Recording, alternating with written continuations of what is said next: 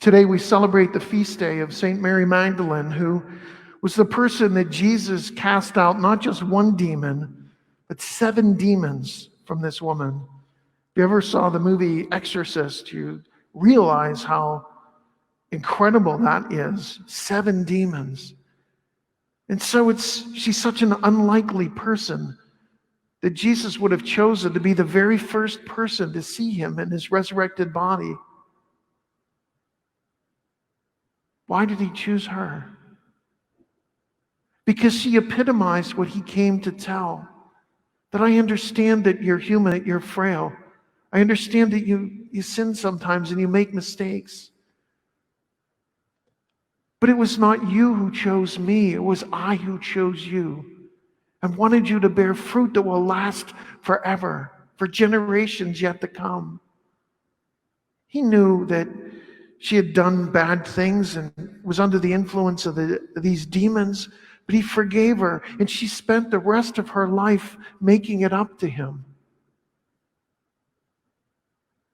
I used to think that we were really blessed to be born in the time that we're born in. I was thinking about what it must have been like to be born in the early church, the days of the apostles, where they were throwing Christians to the lions, literally. Or what it was like in the Middle Ages, where there were all of the crusades and all of the battles, like the Battle of Lepanto, to try and save Christianity, save all of Europe. I thought, we've got it made. It's such an easy thing to be a Christian nowadays, but it's not. Not just because of the pandemic, that makes it even harder, but because of the values that we have, that God has handed on to us for 2,000 years. And some of the values even before that, the 10 Commandments. And yet the world doesn't like them because they don't like to be told what's right and what's wrong. Well, I'll know what's right and what's wrong for me personally. If I feel okay about it, I'll do it. Well, that's not what God said. He laid down laws on purpose, with good reason behind all of them. And the greatest of these laws is love. And he epitomized that love when he forgave not only Mary Magdalene, but he forgave Peter. And not just Peter, but the good thief that was on the cross right next to him.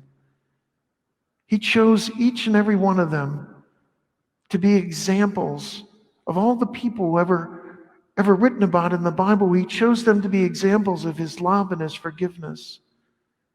And he's called and chosen each and every one of you. Whether your name is Ed or Susie or Carolyn or Marilyn, he chose each and every one of you and me as well to be born in this period in time in this very country. The question is, how are we going to respond to his calling? During these times, he wants us to use all of our gifts and all of our talents.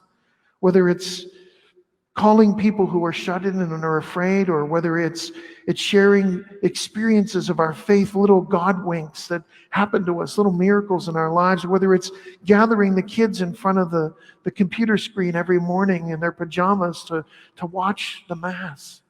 Whatever we do in these times, kids for generations to come will talk about the era of the pandemic, and how their parents or their grandparents or their next door neighbors or a stranger helped them through those tough times. We were born into this moment and called by name, just as Mary was. Mary didn't recognize him until Jesus turned and called her name, Mary. And that voice she'd heard so many times, and she turned around and put her arms out wide and said, Rabboni, my teacher. God has called each and every one of us and given us special gifts to make the world a better place. How are you going to do that today?